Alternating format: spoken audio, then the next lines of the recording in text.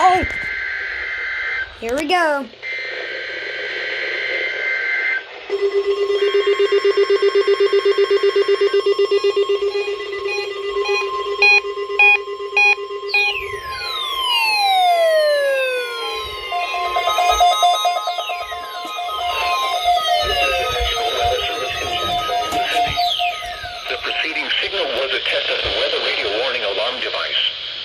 During potentially dangerous weather situations, specially built receivers can be automatically activated by the signal to warn of the impending hazard.